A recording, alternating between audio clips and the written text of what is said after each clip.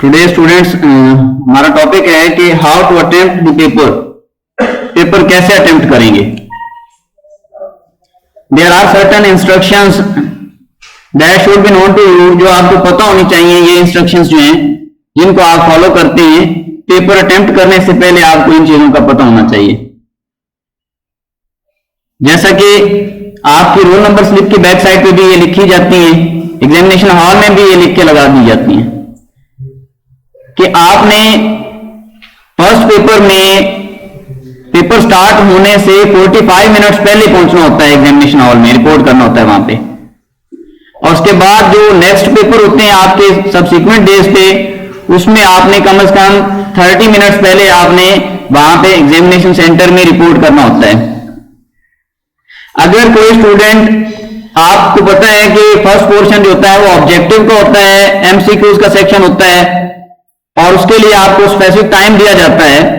अगर कोई स्टूडेंट अपने टाइम से लेट पेपर पे पहुंचता है तो उसको चांस नहीं दिया जाएगा। यानी कि अगर 20 मिनट का ऑब्जेक्टिव है और वो बच्चा 20 मिनट लेट पहुंचता है तो इट मींस तो उसको एमसीक्यूज नहीं दिए जाते।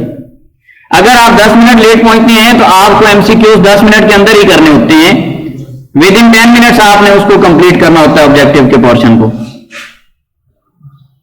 इसी तरह अपने साथ आपने कोई ऐसी चीज, ऐसा मटेरियल, हेल्पिंग बुक कुछ भी नहीं लेके जाना जिससे आपको पेपर में मदद मिल सकती है, हेल्प मिल सकती है। और आपने पेपर अटेम्प्ट करने के दौरान ये इंस्ट्रक्शंस हैं कि आपने आंसर बुक की दोनों साइडों के ऊपर लिखना है। आपने किसी भी जगह को ब्लैंक नहीं छोड़ना, खाली नहीं छोड़ना है। और अगर आप कोई भी लॉन्ग क्वेश्चन या कोई क्वेश्चन स्टार्ट करते हैं और उसके पार्ट्स हैं, उसकी डिविजन्स हैं, तो आपने उसकी डिविजन्स को इकट्ठे लिखना है। फॉर एग्जांपल, अगर आप क्वेश्चन नंबर 2 स्टार्ट करते हैं तो क्वेश्चन नंबर 2 के जितने भी पार्ट्स हैं वो आपने इकट्ठे लिखने हैं, अलग अलग आप नहीं लिख सकते हैं, जैसा कि आप लोग इधर सेंडअप में या रीसेंडअप में कर लेते हैं। बोर्ड के पेपर में आपने अगर क्वेश्चन नंबर 2 स्टार्ट किया है या क्वेश्चन नंबर 3 स्टार्ट किया तो उसके जितने पार्ट हैं वो आपने इकट्ठे लिखने हैं, सेपरेट आपने नहीं लिखना है। इसी तरह आपने सबसे पहले अपने पेपर के ऊपर ऑब्जेक्टिव या सब्जेक्टिव के ऊपर रोल नंबर लिखना है और दूसरे पार्टिकुलर्स जो आपसे पूछे जाते हैं वो आपने लिखने हैं। यानी कि उस जगह पे एक स्पेसिफिक जगह होती है पेपर के ऊपर जहां पे आपको कहा जाता है कि यहाँ पे अपना रोल नंबर लिखें, सिग्नेचर करें या नाम वगैरह लिखें।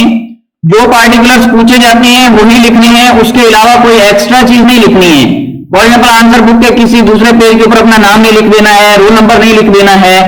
या आंसर बुक ए है, आपने एक्स्ट्रा शीट ली है तो उस एक्स्ट्रा शीट का नंबर जो है वो आंसर बुक ए के फर्स्ट पेज पे एक जगह बनी होती है, उसके ऊपर ही लिखना है, उसके अलावा किसी दूसरी जगह पे नहीं लिखना है।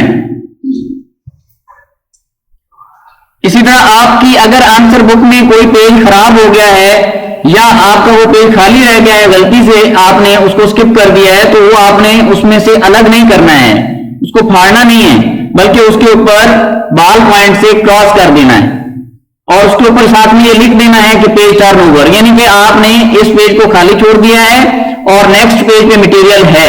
ये नहीं है कि आपने खाली पेज छोड़ दिया है तो फिर उसको या तो फाड़ देंगे या फिर आप नेक्स्ट पेज पे आंसर लिख देंगे तो उसके ऊपर कुछ लिखेंगे नहीं। एग्जामिनर को बताना है कि ये पेज खाली है और उसके ऊपर लाइन लगा के नेक्स्ट पेज के ऊपर आपने लिख देना है। क्वेश्चन लिखा हुआ है तो आपने पेज टर्नओवर लिखना है ताकि उसको पता चल जाए कि आपने क्वेश्चन आंसर नेक्स्ट पेज पे लिखे हुए हैं।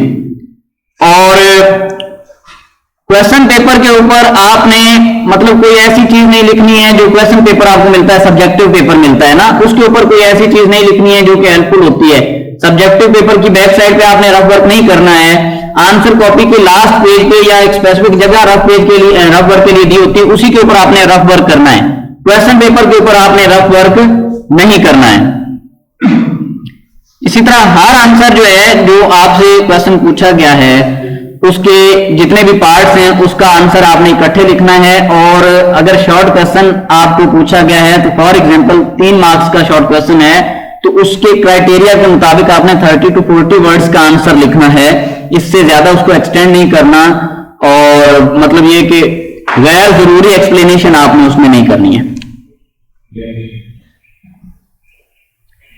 इसी तरह आपने एग्जामिनेशन हॉल, आपको इजाजत नहीं होती है पेपर के दौरान पहले घंटे में, फर्स्ट आवर में आप एग्जामिनेशन हॉल से नहीं जा सकते हैं। और अगर उसके बाद यानी कि 1.5 घंटे के बाद या थोड़ा टाइम रहता है और आप पेपर देकर जाना चाहते हैं, सबमिट करके जाना चाहते हैं, तो आपको क्वेश्चन पेपर भी उसके साथ ही सबमिट करना पड़ता है। और किसी भी हाल में आपको एग्जामिनेशन हॉल से वॉशरूम या पानी के लिए आम इजाजत नहीं होती है। हाँ, अगर बहुत ज्यादा इमरजेंसी की सूरत में आपको जाने की इजाजत होती है, तो ये आपने ख्याल रखना है कि आपने ये सारे काम भी निपटा के जाने हैं। इसी तरह आप अगर सेंटर में किसी जगह पे बैठे हैं, किसी रूम में बैठे हैं एग्जामिनेशन हॉल में, तो आपने पेपर ड्रॉप नहीं करना है, किसी दूसरे को हैंड ओवर नहीं करना है।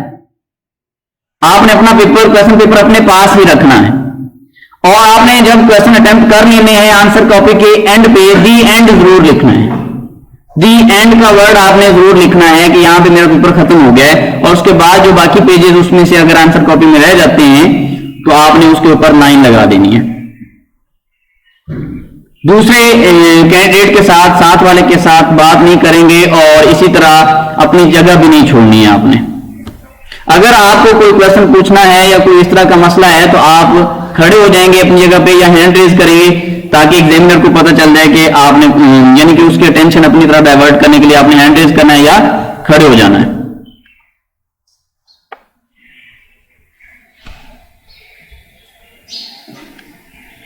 आपको टाइम खत्म होने से 10-15 मिनट पहले बता दिया जाता है कि आपका पेपर जो है उसका टाइम खत्म हो रहा है, और इतने टाइम में आप अपना पेपर वाइंड अप कर लें। तो आपने with in the time paper wind up करना है, टाइम को मैनेज करना है।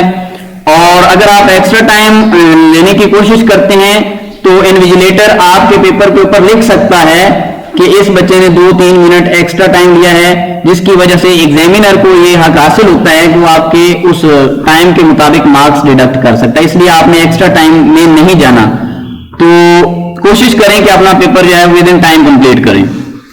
कोई ऐसा मटेरियल, स्मोकिंग मटेरियल या फिर असलहा वगैरह, आर्म्स वगैरह जो है ना, वो आपने अपने साथ नहीं लेके जानी, इनकी बिल्कुल इजाजत नहीं होती है।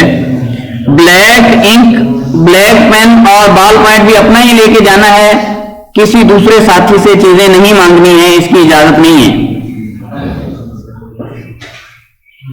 और आपने एग्जामिनेशन हॉल में किसी भी इन्विजिलेटर से, एग्जामिनर से मिसबिहेव नहीं करना है, नहीं तो आपको उसकी सजा मिलती है। कानूनी तौर पे यही सजा होती है कि आपको कैंसल आउट कर दिया जाता है पेपर, या फिर उसके ऊपर केस बन जाता है। तो इस चीज से आपने बचना है, रूडली बिहेव नहीं करना है। ये जो आजादी से आप यहाँ पे एक दूसरे के साथ बातें कर रहे होते हैं और इन्विजिलेटर आपको मना करते हैं, टीचर मना करते हैं, तो आप बात नहीं मानते हैं, ये हरगिज़ वहां पे बर्दाश्त कोई नहीं करेगा। यहाँ पे आप हमारे साथ through out the year time spend करते हैं, जिसकी वजह से हम आपको कंपेंसेट करते हैं, बर्दाश्त कर लेते हैं, लेकिन वो आपका वाकिफ नहीं होता है और वो इस चीज को बिल्कुल भी बर्दाश्त नहीं करेगा। सिंपल कैलकुलेटर की इजाजत होती है, साइंटिफिक कंप्यूटराइज्ड कैलकुलेटर जिसमें कुछ रीडिंग्स यानी कि सेव कर सकते हैं, आप डाटा सेव कर सकते हैं, वो कैलकुलेटर जो है वो अलाउड नहीं होता। हाँ, अगर कुछ चैप्टर्स ऐसे होते हैं जिसमें आपको साइंटिफिक कैलकुलेटर की जरूरत होती है, वो भी बोर्ड के इंस्ट्रक्शंस के मुताबिक वो आपको यूज करने की इजाजत होती है, नहीं तो आपको सिंपल कैलकुलेटर के अलावा दूसरा कंप्यूटराइज्ड कैलकुलेटर जो है वो अलाउड नहीं होता।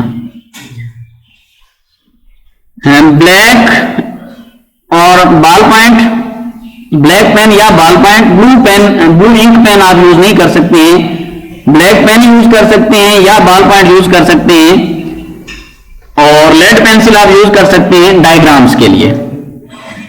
जो क्वेश्चन आप लेड पेंसिल से सॉल्व करते हैं वो उसको चेक नहीं करेंगे, उसके आपको मार्क्स नहीं मिलेंगे। लेड पेंसिल से आप जिस क्वेश्चन का आंसर लिखेंगे उसके मार्क्स आपको नहीं मिलेंगे। जो केमिस्ट्री, फिजिक्स या बायोलॉजी का पेपर है आपका, उसके 4 पोर्शंस हैं। सेक्शन ए, बी, सी और डी में इसको तकसीम किया गया होता है। सेक्शन ए जो है इसमें 12 एमसीक्यू होते हैं, ऑब्जेक्टिव होते हैं, मल्टीपल चॉइस क्वेश्चन होते हैं, जिसका हर एमसीक्यू का 1 नंबर होता है। और जितना आपको कोर्स पढ़ाया जाता है उस सब में से ओवरऑल कवर करके ये 12 एमसीक्यूज जो हैं वो लिए जाते हैं।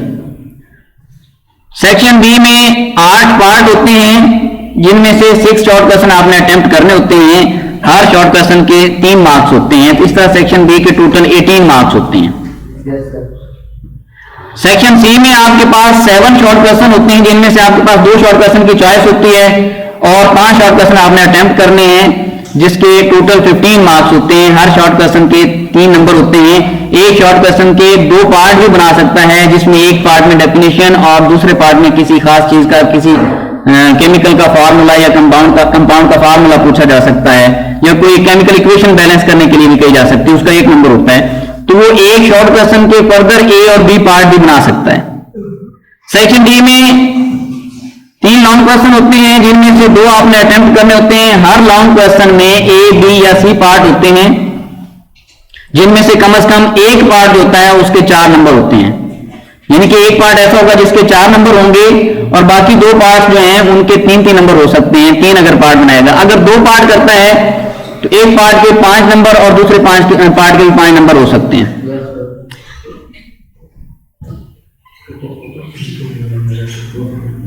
सेक्शन ए में एमसीक्यूज के 12 मार्क्स, बी में शॉर्ट क्वेश्चंस हैं जिसमें से आपने 6 करने हैं 18 मार्क्स, सी में 7 शॉर्ट क्वेश्चन हैं जिनमें से 5 करने हैं 15 मार्क्स। सेक्शन डी में 3 लॉन्ग क्वेश्चन हैं जिनमें से आपने 2 करने हैं 20 मार्क्स। टोटल जो है वो 65 मार्क्स का आपका पेपर होगा। 3 में से आपने 2 लॉन्ग क्वेश्चन करने हैं, 10 मार्क्स का एक लॉन्ग क्वेश्चन है।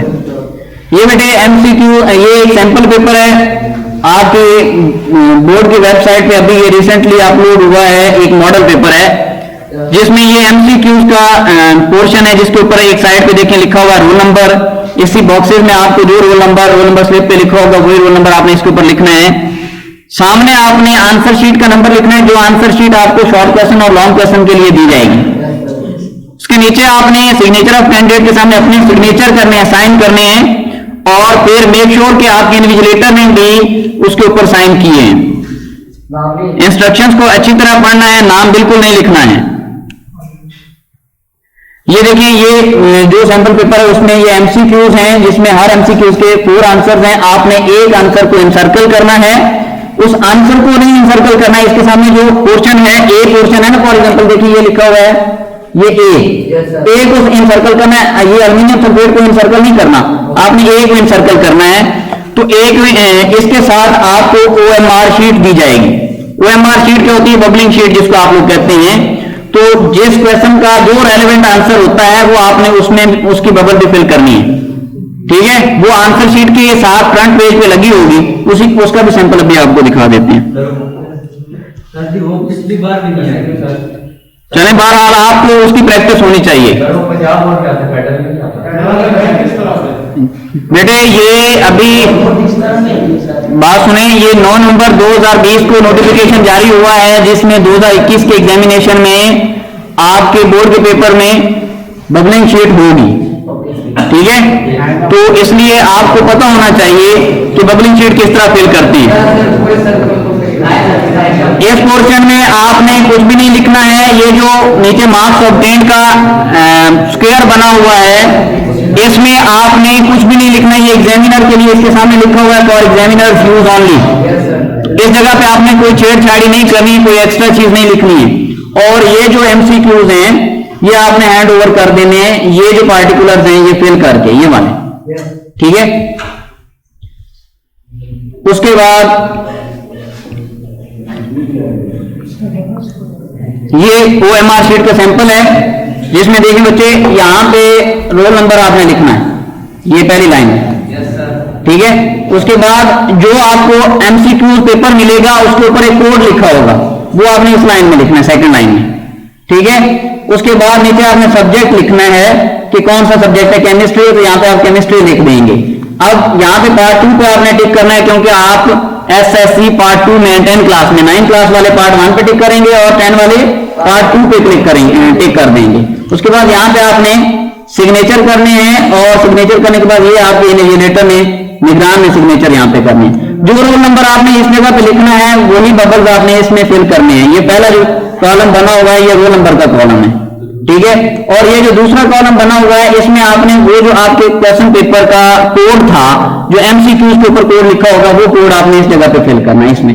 फॉर एग्जांपल आपके एमसीक्यूज पेपर का कोड है 1 2 3 4, तो आपने इसमें 1 2 3 और 4 को फिल करना है, बबल को आपने कंप्लीटली फिल करना है और इसमें आपने रोल नंबर को फिल करना है। आपने ब्लैक या ब्लू मार्कर से अच्छी तरह इसको बबल को प्रॉपरली फिल करना है, हाफ फिल नहीं करना है, इनकम्प्लीट फिल नहीं करना है, बबल को टिक नहीं करना है। आपको पता होना चाहिए ये जो OMR है, OMR का मतलब है ऑप्टिकल मार्क रिकॉग्निशन, यानी कि ये आपकी जो बबलिंग शीट है ये एक डिवाइस के ऊपर रख के स्कैन की जाएगी और ऑटोमेटिकली ये आंसर जो है वो मार्क्स उसके लग जाएंगे। तो ये आपको पता होना चाहिए।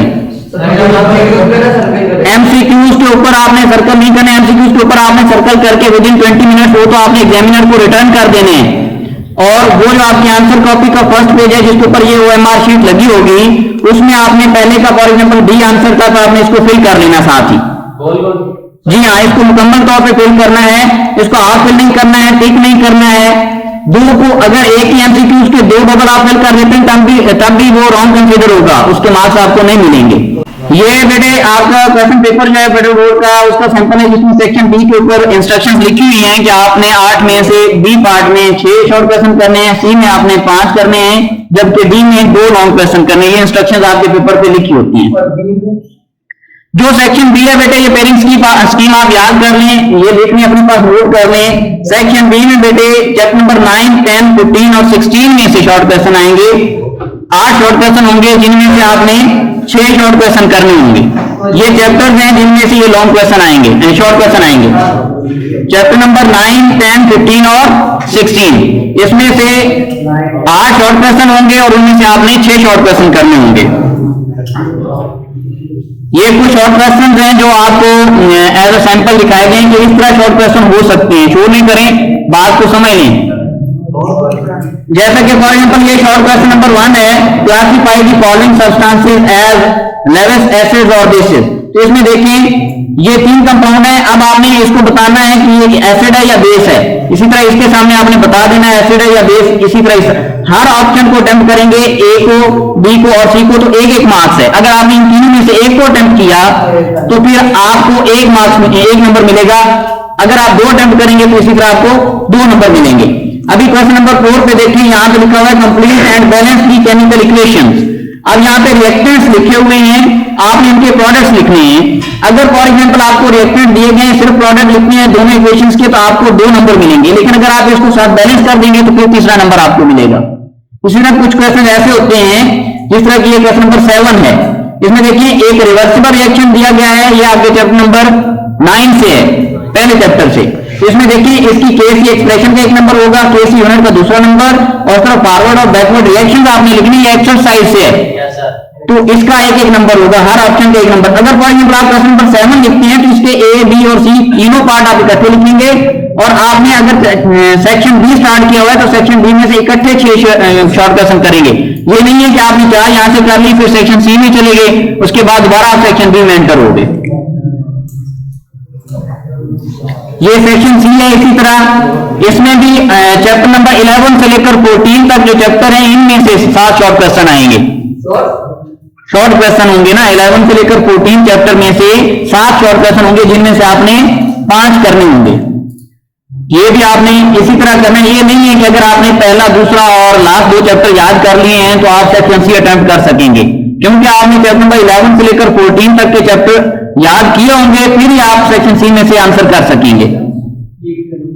इसी तरह ये सेक्शन डी है जिसके 20 मार्क्स हैं और इसमें 3 लॉन्ग क्वेश्चन है। हर लॉन्ग क्वेश्चन के देखिए 2 पार्ट हैं। अगर आप क्वेश्चन नंबर 4 करते हैं तो क्वेश्चन नंबर 4 का ए और बी दोनों पार्ट करेंगे तब आपको 10 नंबर मिलेंगे। पहले आप ये देखें कि सेक्शन डी में टोटल लॉन्ग क्वेश्चन कितने हैं, 3 हैं। हर लॉन्ग क्वेश्चन के पार्ट्स हैं, फॉर एग्जांपल पार्ट ए और बी, हर पार्ट के 5 मार्क्स हैं। अब अगर आप क्वेश्चन नंबर 4 करते हैं पहले और इसका ए पार्ट करते हैं तो इसके 5 नंबर हैं, फिर उसके बाद आप इसका पार्ट बी करते हैं, इसके भी 5 नंबर मिल जाते हैं, आपका ये एक लॉन्ग क्वेश्चन कंप्लीट हो जाता है। उसके बाद जब आप क्वेश्चन नंबर 5 करते हैं तो इसका एक पार्ट कर लेते हैं तो आपको 5 मार्क्स मिलेंगे। जबकि आप क्वेश्चन नंबर 6 करते हैं तो फिर आपको उसके मार्क्स नहीं मिलेंगे, क्योंकि आपने इस क्वेश्चन का एक ही पार्ट किया है। तो इसीलिए फिर एग्जामिनर आपको पहले 2 लॉन्ग क्वेश्चंस में से जितना आपने अटेम्प्ट किया है उसके मार्क्स देगा। ये जो तीसरा लॉन्ग क्वेश्चन आपने अटेम्प्ट किया इसके मार्क्स आपको नहीं मिलेंगे, क्योंकि इस लॉन्ग क्वेश्चन के कंप्लीट मार्क्स 10 हैं, जिसमें से 5 नंबर का आपने अटेम्प्ट कर लिया और 5 नंबर का आपने अटेम्प्ट नहीं किया है। तो अगर आप कहती हैं कि नहीं मैं एक इसमें से कर लेती हूँ 5 नंबर के लिए, ये 6 वाला लॉन्ग क्वेश्चन कर लेता हूँ, ये मुझे आता है तो मुझे मार्क्स मिल जाएंगे, तो ये गलतफहमी होगी आपकी, आपको इसके मार्क्स नहीं मिलेंगे, ये आपको पता होना चाहिए। जो चीजें आपको चाहिए अपने साथ जो कि आपको लेके जानी चाहिए वो स्केल है, ब्लू कट मार्कर है, एक छोटा स्केल है ताकि आप डायग्राम या कोई रिएक्शंस वगैरह जो है वो फॉरवर्ड रिवर्स एरोज वगैरह लगाने के लिए। इसी तरह बॉल पॉइंट आपने अपने साथ लेके जानी है, blue ball point, ink pen से आप नहीं लिखेंगे, पॉइंटर भी लेके जा सकती हैं। ऐसी वो चीज जो मिट सकती है वो आप उससे आंसर नहीं लिखेंगे। इसी तरह व्हाइटनर आप नहीं यूज करेंगे और इंक रिमूवर भी आप यूज नहीं कर सकते। पेंसिल इरेजर सब कुछ अपने साथ लेके जाएं, साथी से नहीं मांगे। ये लाइन लगाने का तरीका देखिए, आपकी आंसर शीट के ऊपर एक तरफ लाइन लगी होती है बोर्ड की तरफ से और आपकी रोल नंबर स्लिप के ऊपर भी इंस्ट्रक्शन होती है कि ओनली वन साइड, आप एक साइड पे मार्जिन लाइन लगाएंगे और तकरीबन 1 इंच की जगह छोड़ के आपने मार्जिन लाइन लगा देनी है। खूबसूरत करने के लिए देखें आपको सजेशन दी गई है कि थिन लाइन जो है वो आउटसाइड पे और थिक लाइन जो है वो इन साइड पे आप लगा लेंगे कट मार्कर के साथ, तो ये ज्यादा प्यारी लगेगी। इसी तरह कट मार्कर को आप किस तरह यूज करेंगे देखें, अभी ये 0 ऑर्डर रिएक्शन लिखा हुआ है, तो इसमें पहले इसमें 0 ऑर्डर रिएक्शन की डेफिनेशन लिखी है या उसको हाईलाइट किया मार्कर से लिखा है ताकि हाईलाइट हो जाए। उसके बाद उसमें कोई लाइन नहीं छोड़ी है, 2 क्वेश्चंस के दरमियान भी ज्यादा जगह नहीं छोड़नी है, ज्यादा से ज्यादा एक लाइन छोड़ दें जिसके ऊपर आप छोटी सी लाइन लगा के ये इंडिकेट कर दें कि दूसरा क्वेश्चन स्टार्ट हो रहा है। अब देखिए इसमें 0 ऑर्डर रिएक्शन लिखा है मार्कर के साथ यहाँ पे, और उसके बाद फिर उसकी डेफिनेशन लिखी हुई है। डेफिनेशन में जो इंपॉर्टेंट वर्ड है वो उसने हाईलाइट किए हुए हैं। फिर उसके बाद उसकी एग्जांपल है, एग्जांपल पे उसने मार्कर के साथ लिखी है बिल्कुल मार्जिन लाइन के साथ, और नीचे एग्जांपल में एक रिएक्शन लिखा हुआ है। रिएक्शन के ऊपर जो स्टेटमेंट है वो उसने बॉल पॉइंट से लिखी है, जबकि जो रिएक्शन है उसमें रिएक्टेंट और प्रोडक्ट यानी कि बैलेंस केमिकल इक्वेशन जो उसने लिखी है वो मार्कर के साथ लिखी है। तो इसी तरह आप लिखेंगे। इसी तरह क्वेश्चन खत्म हो रहा है तो क्वेश्चन जब एंड हो रहा है तो उधर उसने लाइन लगा दी है और ज्यादा जगह नहीं छोड़ी है। इसी तरह फिर नेक्स्ट क्वेश्चन लिखा है क्वेश्चन नंबर 2, उसके बाद मेन वर्ड जो उस क्वेश्चन में है वो हाईलाइटेड वर्ड्स लिखे हैं, उसके बाद उसने आंसर स्टार्ट कर दिया है। इस तरह लिखेंगे तो आपके पेपर की लुक अच्छी होगी और पार्ट्स बन जाएंगी, डिविजन्स बन जाएंगी क्वेश्चन आंसर की, तो इजीली इंटरप्रेट करना एग्जामिनर के लिए आसान होता है कि इस बच्चे को कितना पेपर आता है। तो कीड़े मकोड़े मारने से गुरेज करें। ये यूज है स्मॉल स्केल को, पेन को, इसी तरह पेंसिल वगैरह को आप किस लिए यूज करते हैं ये आपको पहले से पता है, अगर आप इसको यूज करना चाहें तो करें। ये लॉन्ग क्वेश्चन अटेम्प्ट करने का तरीका है। देखिए 2 लॉन्ग क्वेश्चन अटेम्प्ट किए हुए हैं, जिसमें एक लॉन्ग क्वेश्चन नंबर 6 इसने लिख दिया ऊपर टॉप पे, इसी तरह एनर्जी ऑफ एक्टिवेशन, फिर इसी तरह एंडोथर्मिक रिएक्शन क्या होता है, एक्सोथर्मिक रिएक्शन क्या होता है, और इस तरह एट द एंड इसने लाइन लगा के उस लॉन्ग क्वेश्चन को सेपरेट कर दिया। इस तरह 3 या 4 उसकी जितनी डेफिनेशंस बनती हैं, अगर एक्सप्लेनेशन उसमें आ रही है तो एक्सप्लेनेशन आपने लिख देनी है, डेफिनेशन, एक्सप्लेनेशन, एग्जांपल, ठीक है, तब वो लॉन्ग क्वेश्चन अटेम्प्ट होगा और उस तरह आपको अच्छे मार्क्स मिलेंगे उसमें से। जी।